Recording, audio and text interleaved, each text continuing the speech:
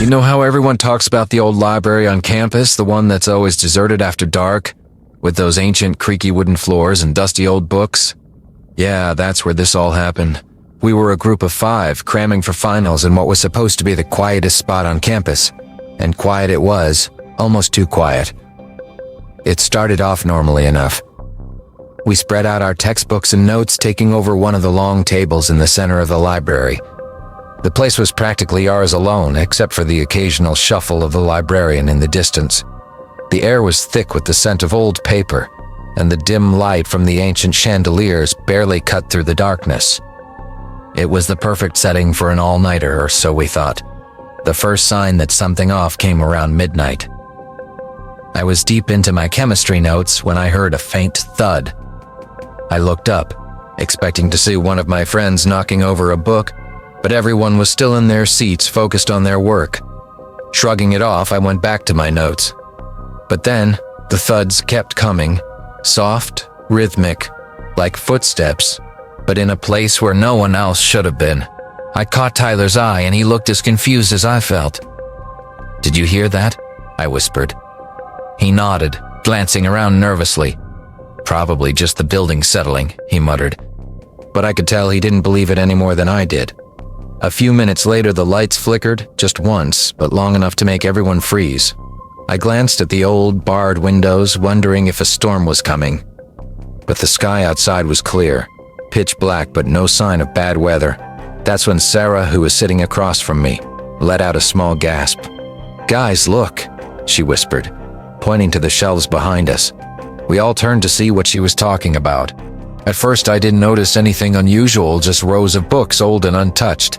But then I saw it. One of the books slowly sliding out of the shelf, as if someone or something was pulling it out. I felt a chill crawl up my spine, but I forced a laugh. "Okay, who's messing with us?" I said, trying to keep things light. But no one was laughing. The book slid all the way out and fell to the floor with a dull thud. We all just stared at it, none of us moving. "All right, this is getting weird," Emily said, her voice shaky. "Maybe we should take a break, go grab some coffee or something." "Yeah, good idea," Tyler agreed, already standing up. But just as we were about to gather our things, we heard it. Whispers. Soft, indistinct, coming from somewhere deep in the library. My heart started pounding. We all stood there, frozen, straining to hear what the voices were saying, but they were too faint, too garbled. It was like they were coming from everywhere and nowhere at once. "Let's go," I said, trying to keep the panic out of my voice. We hurriedly packed up our stuff, not even bothering to be neat about it. But as we turned to leave, the lights flickered again, this time going completely out for a full 5 seconds before coming back on. In that brief darkness, I swear I felt something cold brush past me like a breath of icy air. When the lights flickered back on, I saw that one of us was missing. "Where's Jake?" Sarah asked, her voice trembling. We all looked around, but he was gone. His books were still on the table, his jacket draped over the back of the chair, but Jake was nowhere to be seen. We called out his name, our voices echoing in the vast, empty space, but there was no answer. Just more of those whispers, growing louder now, more insistent. My chest tightened with fear. This wasn't just some prank or old building noises. Something was seriously wrong. "We have to find him," Tyler said, grabbing his phone for light. We spread out, moving through the aisles of books, calling Jake's name. The library felt like a labyrinth, the rows of shelves stretching on forever, each one darker and more ominous than the last. As I turned a corner, I saw something that made my blood run cold. There, in the middle of the aisle, was Jake's phone, the screen cracked and smeared with something dark. I reached down to pick it up, my hands shaking. When I flipped it over, the screen lit up with a message, one that hadn't been there before. "Help me." I staggered back, nearly dropping the phone. My mind raced, trying to make sense of it, but there was no time. The whispers were louder now, almost like a chant, filling the air with a suffocating pressure. I felt something pulling at me, urging me to follow deeper into the darkness. "Jake!" I yelled, my voice cracking. But all I got in return was silence, followed by a cold, cruel laugh that seemed to echo from the walls themselves. That's when I saw it. Movement at the far end of the aisle. A shadow, darker than the rest, gliding silently toward me.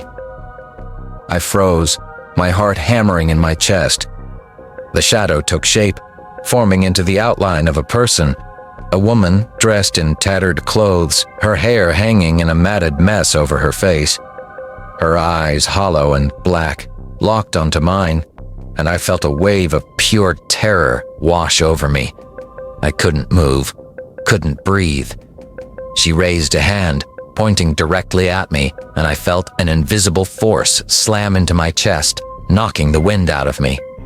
I fell to the ground, gasping for air, the phone slipping from my grasp. The whispers turned into screams, filling my head with noise, with pain. I squeezed my eyes shut, praying it would all just stop, but it didn't. It only got worse, the cold creeping into my bones, paralyzing me with fear. And then, just as suddenly as it started, it stopped. The screams, the cold, the pressure, all gone. I opened my eyes, expecting to see that horrifying figure standing over me, but she was gone. The aisle was empty, save for the fallen books and Jake's phone. I scrambled to my feet, grabbing the phone and running back to the others. They were huddled together, their faces pale and eyes wide with fear. "We need to leave, now!" I shouted, not caring how desperate I sounded. They didn't argue. We bolted for the exit, not daring to look back. As we burst out of the library into the cold night air, I felt the weight lift from my chest. But the fear, the dread, it lingered. We never found Jake. The police searched the entire campus, but there was no trace of him. Just his phone with that single message, and the whispers that still haunt me every time I close my eyes. And that library? It's still there, still waiting for the next group of students to wander in, thinking they're just there to study. But I know better. I know what's really waiting for them in those shadows. Moving into my new dorm was supposed to be exciting. It was my first time living away from home, and I was eager to start this new chapter. My roommate, Lily, seemed nice enough quiet, a bit reserved, but friendly. We didn't talk much at first, just exchanged a few pleasantries as we unpacked our things. The first few days went by uneventfully. We settled into a routine, classes during the day, studying or hanging out in the evenings. But then things started getting strange. It began with little things.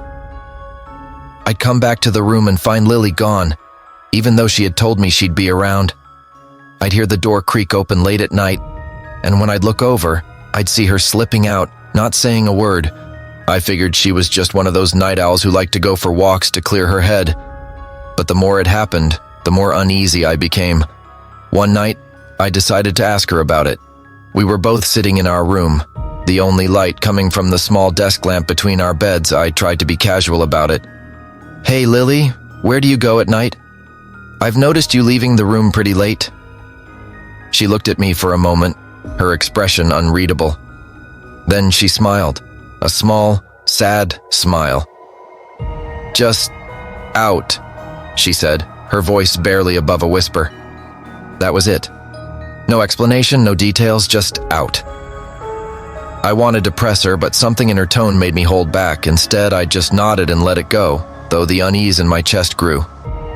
The next night, I decided to stay up and see where she went. I pretended to fall asleep, but kept one eye slightly open, watching her. Sure enough, around midnight, she got up, slipped on her shoes, and quietly opened the door. I waited a few seconds before getting up to follow her. The hallway was dimly lit, the fluorescent lights flickering slightly. I could see Lily's figure moving silently down the hall, her steps almost too light to hear. I kept my distance, not wanting her to know I was following. She walked down the stairs, past the common room, and out into the courtyard. As I stepped outside, the cold night air hit me, making me shiver. Lily was heading toward the old part of campus where the older buildings stood, half forgotten and mostly unused. My heart pounded as I followed her, the silence of the night amplifying every little sound. She stopped in front of one of the old buildings, a place I'd never seen anyone enter. The windows were dark, and the place looked like it hadn't been maintained in years. Lily stood there for a moment, just staring at the entrance before pushing the heavy door open and stepping inside. I hesitated. Something about that building felt wrong, like it was holding secrets it didn't want to share. But I couldn't just leave her there. Gathering my courage, I walked up to the door and slipped inside after her. The inside of the building was just as eerie as the outside, dusty, dark, and filled with the faint scent of mildew. I could hear Lily's footsteps echoing down the hallway, so I followed, keeping my steps as quiet as possible. She led me to a room at the end of the hall. The door was slightly ajar, and I peeked inside. What I saw made my blood run cold. The room was filled with old, broken furniture, and in the middle of it all was a circle of candles, their flames flickering weakly. Lily was standing in the center, her back to me, staring at something on the floor. I couldn't see what it was, but I could hear her mumbling something, words that sounded like a prayer or a chant. I wanted to call out to her, to tell her to stop, but the words stuck in my throat. I watched in frozen horror as she knelt down, her hands trembling as she reached out toward the object on the floor. Suddenly she turned around and her eyes locked onto mine. They were wide and filled with fear, but also something else, resignation. She knew I had followed her, and she didn't seem surprised. Instead, she just shook her head slowly as if telling me to leave, but I couldn't move. I was rooted to the spot, my mind racing with questions and fear. Then she spoke, her voice barely a whisper. "You shouldn't have come here," she said. "It's not safe." "Lily, what are you doing?" I finally managed to ask, my voice shaking. She didn't answer. Instead, she turned back to the object on the floor, a small, old-fashioned mirror, its surface cracked and dirty. She picked it up, and as she did, the candle flames flickered violently, almost going out. I felt a sudden rush of cold air, like something had swept through the room. "I have to go," Lily said, her voice barely audible. "I'm sorry." Before I could react, she stood up, holding the mirror close to her chest, and walked toward the door. As she passed me, I reached out to stop her, but my hand went right through her arm, like she wasn't even there. I gasped and stumbled back, my mind reeling with the impossibility of what had just happened. Lily didn't look back. She walked out of the room and down the hallway, her figure growing fainter with each step, until she disappeared completely. I ran after her, but when I reached the hallway, it was empty. No sign of her, no footsteps, nothing. I searched the entire building, my heart pounding in my chest, but she was gone. It was like she had vanished into thin air. I don't know how long I stayed in that building, searching and calling her name, but eventually I had to accept the truth. Lily was gone, and I had no idea where she had gone or if she was ever coming back. The next day, I went to the dorm manager and told him what had happened. He looked at me like I was crazy, but then he pulled out a file and flipped through it. After a few minutes, he showed me a photo of Lily. But it wasn't the Lily I knew. This photo was old, faded, and Lily looked different, like she had in the beginning, but younger and somehow less alive. "This girl?" he said, his voice low. "She disappeared from this dorm 5 years ago. We never found her, but every year someone claims to see her again, just like you did." I stared at the photo, my mind spinning. I wanted to believe it was all some kind of sick joke, but I knew it wasn't. I had seen her, talked to her, followed her, and now she was gone. I moved out of that dorm the next day. I couldn't stay there, not with the memories and the fear. But even now, I can't escape it. I see her in my dreams, always just out of reach, always holding that broken mirror. And I know deep down that she's still out there, waiting for someone else to follow her into the darkness. I've always been drawn to places most people avoid. Old buildings, forgotten hallways, and dusty rooms. There's something about them that feels alive, like they're holding secrets just waiting to be uncovered. So when my friends and I stumbled upon that old science lab in the university's basement, I should have known better. But curiosity got the best of us, and now I wish we'd never found it. It all started when we were exploring the campus late one night. We were supposed to be studying, but you know how it is, anything to procrastinate. The basement was supposed to be off limits, but the door was unlocked, and we figured, why not? It wasn't like anyone was going to be down there. The place was a maze of narrow hallways and storage rooms filled with old equipment. We wandered around for a while, joking about finding some long-lost treasure or hidden stash of exam answers. But then, we found something much more interesting. At the end of a particularly dark hallway, there was a door that looked different from the rest. It was heavy, metal, with a faded sign that read, "Experimental Laboratory, Restricted Access." Of course, that only made us more eager to see what was inside. When we pushed the door open, the first thing that hit us was the smell. Stale, musty air, like the room hadn't been touched in years. The lab was a mess, with old equipment scattered around and papers strewn across the floor. It was like everyone had just up and left in the middle of something and no one had been back since. "Whoa, this place is creepy," Sarah said, her voice echoing off the walls. "What do you think they were doing down here?" We started poking around, sifting through the papers and examining the strange devices left behind. Most of it didn't make any sense to us. Formulas, charts, weird diagrams. But then Tyler found a notebook half buried under a pile of dusty files.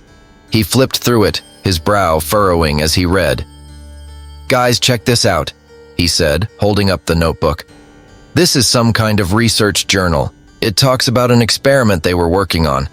A way to connect with parallel dimensions." "Parallel dimensions?" I repeated, half skeptical, half intrigued. It sounded like something out of a sci-fi movie, not real life. "Yeah, listen to this," Tyler continued, reading aloud. "They were trying to open a portal using some kind of electromagnetic field to tear a hole between our world and another. But it says here they shut the experiment down because something went wrong." "What went wrong?" Emily asked, leaning in closer. Tyler skimmed the next few pages, his expression growing more serious. "It doesn't say, just that the project was terminated and the lab was sealed off." I don't know why, but something about that last part sent a chill down my spine. "Maybe we should leave this alone," I said, trying to sound casual, even though my gut was telling me to get out of there. But Tyler wasn't listening. He had that look in his eyes, the one that always got us into trouble. "Come on, guys," he said, grinning. "A portal to another dimension? We have to try this." "I don't know, man," Jake muttered, glancing around the room. "What if it's dangerous? There's a reason they shut this place down." "Exactly," Sarah agreed, crossing her arms. "This feels like a bad idea." But Tyler was already tinkering with the equipment, his curiosity overpowering any sense of caution. "Just a quick test," he insisted. "We'll set it up, see what happens, and if it looks sketchy, we shut it down. No harm, no foul." Reluctantly, we agreed. I wish we hadn't. We spent the next hour piecing together the old equipment, following the notes in the journal as best we could. There was a strange energy in the room, like the air was charged with electricity, making the hairs on the back of my neck stand up. But I pushed the unease aside, telling myself it was just nerves. Finally, Tyler flipped the switch, and the machines hummed to life. At first, nothing happened. We stood there, watching the monitors and waiting for... well, we didn't know what. But then the lights flickered, and a low, rumbling sound filled the room. "Is that supposed to happen?" Emily asked, her voice tight with anxiety. "I'm not sure," Tyler admitted, his eyes fixed on the screen.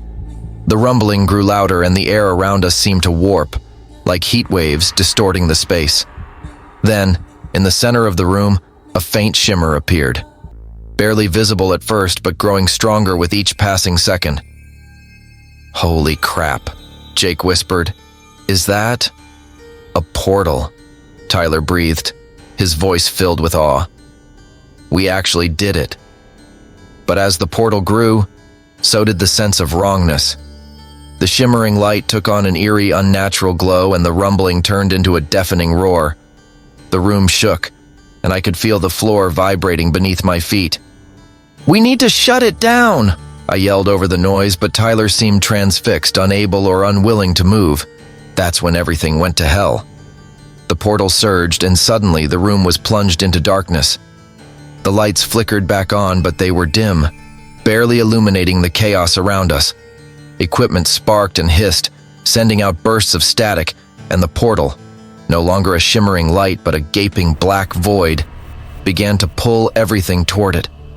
I grabbed onto a table, trying to keep myself from being sucked in. "Tyler, shut it down!" I screamed, but he was gone. Not gone as in pulled into the portal, just gone, like he'd vanished into thin air. Panic set in. Emily was holding onto a chair, her eyes wide with terror, while Jake was frantically trying to reach the controls. But the pull of the portal was too strong, and I could feel myself slipping, losing my grip. Then, as suddenly as it started, the portal shrank and the pull stopped. The lights came back on fully and the room fell silent save for our ragged breathing. "Is everyone okay?" I asked, my voice trembling. "I'm here," Jake answered, pulling himself up from the floor. "Emily?" She nodded, tears streaming down her face. "Where's Tyler?" We looked around, but there was no sign of him. It was like he had never been there. But I knew what I had seen. One moment he was standing by the portal, and the next he was gone, swallowed by that darkness. We searched the lab calling his name, but deep down I knew it was pointless. He wasn't in the room anymore, wasn't in our world anymore. We fled the lab, leaving the equipment and the cursed portal behind. No one spoke as we raced back to our dorms, our minds too filled with terror and disbelief to form words. I don't know where Tyler went, or if he's even still alive. But sometimes, late at night, I'll hear a faint hum like the machines in that lab, and I'll see a shimmer out of the corner of my eye. And I know, in my gut, that whatever we unleashed that night isn't done with us. I just hope it never finds its way back. When I first got accepted into the sorority, I thought it was going to be the best part of my college experience. The house was beautiful, an old Victorian-style mansion on the edge of campus with ivy crawling up the walls and a sprawling garden that looked straight out of a fairy tale. But beneath that picturesque exterior, there was something dark, something wrong, and I didn't realize it until it was too late. The first night I moved in, everything seemed normal. The other girls were friendly, the rooms were cozy, and we spent the evening laughing and getting to know each other. But as I was unpacking, one of the older sisters, Jessica, pulled me aside. "Listen," she said, her voice low and serious. "There's something you need to know about this house." I frowned, taken aback by her tone. "What do you mean?" She glanced around, as if checking to make sure no one else was listening. "There's a history here. Every year during initiation week, something happens, something bad. And it always starts the same way, with strange dreams and shadows in the corners of your room. Just be careful, okay?" I laughed it off, thinking she was just trying to scare the new girl, but her expression was dead serious and it left a chill in my bones that I couldn't shake. Still, I pushed it to the back of my mind. It was probably just an old sorority hazing tradition, right? That night, as I lay in bed, I couldn't sleep. The house was too quiet, the kind of quiet that presses in on you, making every creak of the floorboards and rustle of the wind outside sound ominous. Eventually, I drifted off, but it wasn't long before I was jolted awake by a loud thud. I sat up, my heart racing, and looked around the room. The moonlight filtered through the lace curtains, casting strange shadows on the walls. For a moment, I thought I saw something move in the corner, a dark shape hunched over watching me. I blinked, and it was gone. Just a trick of the light, I told myself, trying to steady my breathing. But the next morning, I found something strange. The mirror on my dresser was cracked, a jagged line running from corner to corner. I didn't remember breaking it, and it hadn't been like that when I went to bed.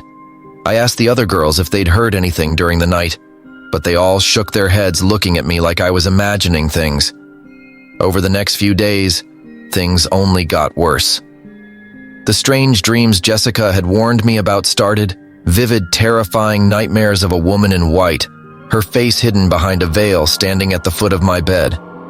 She didn't speak, didn't move, just watched me with hollow, empty eyes. I'd wake up drenched in sweat. The image of her burned into my mind. I started seeing her when I was awake too, always in the corners of rooms or reflected in mirrors just for a split second before she vanished. The other girls noticed something was off too. We'd hear footsteps in the hallways when no one was there, doors creaking open on their own, and the air would grow cold, almost freezing in the middle of the night. Jessica's warning kept replaying in my mind. and I couldn't shake the feeling that we were all being watched. I finally decided to confront her, to ask her what was really going on. "Jessica, what's happening in this house?" I demanded one evening, after yet another restless night. She hesitated, her eyes filled with something I hadn't noticed before: fear. "It's the curse," she said quietly. "It started years ago, when one of the founding sisters, a girl named Evelyn, was rejected during initiation. She was so devastated she took her own life. Ever since then, her spirit haunts this house, and every year during initiation she claims another sister." My blood ran cold. "Claims them? What do you mean?" "Every year one of us disappears," Jessica said, her voice barely above a whisper. "No one knows where they go or what happens to them, but they're never seen again." I stared at her, my mind racing. "Why didn't you tell me this before?" "Would you have believed me?" she asked, and I had to admit she was right. If she told me this on the first day, I would have laughed it off as a ghost story. But now, after everything I'd seen, I couldn't deny that something was terribly wrong. "We have to stop this," I said, determination replacing my fear. "We have to find a way to break the curse." Jessica looked at me with a sad smile. "Many have tried. No one has succeeded." But I wasn't ready to give up. I spent the next few days researching Evelyn's story, digging through old records and talking to alumni who had lived in the house years before. The more I learned, the more desperate I became. Evelyn had been a real person, and her death had been as tragic as Jessica had said. But there were no records of what happened after, no hints about how to appease her spirit or break the curse. The final night of initiation week came, and the tension in the house was palpable. Everyone was on edge, jumping at every little sound. We all knew what was coming, even if we didn't want to admit it. That night, the dreams were worse than ever. I saw Evelyn again, but this time, she wasn't at the foot of my bed. She was right next to me, her cold breath on my face, whispering my name. I woke up with a start, gasping for air, and for a moment, I thought I saw her standing at the door, watching me with those hollow eyes. I knew then that it was my turn. The curse had chosen me. I didn't know what to do. Part of me wanted to run, to leave the house and never look back, but I couldn't just abandon the other girls. They were my friends, and if I didn't stop this, one of them would be next. So I did the only thing I could think of. I went to the attic, where Evelyn's old things were stored. It was a place none of us ever went, too dusty and full of bad memories. But I had a feeling that if there was any way to end this, it would be there. The attic was dark and musty, filled with old trunks and forgotten memorabilia. I searched through them, my heart pounding, until I found what I was looking for: a diary hidden at the bottom of a trunk with Evelyn's name scrawled on the cover. I opened it with trembling hands, reading through her final entries. They were filled with anger, bitterness, and despair.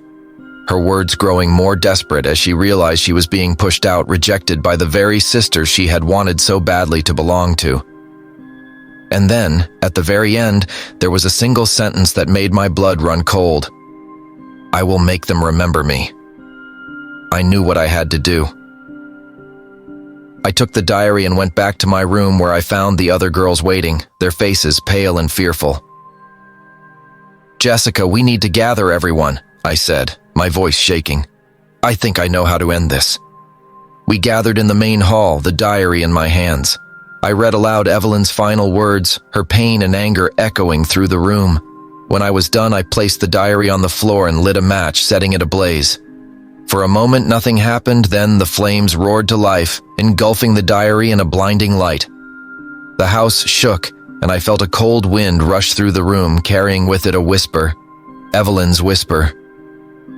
But instead of anger, there was something else in her voice now. Relief, maybe even peace. And just like that, it was over. The wind died down, the flames flickered out, and the house fell silent.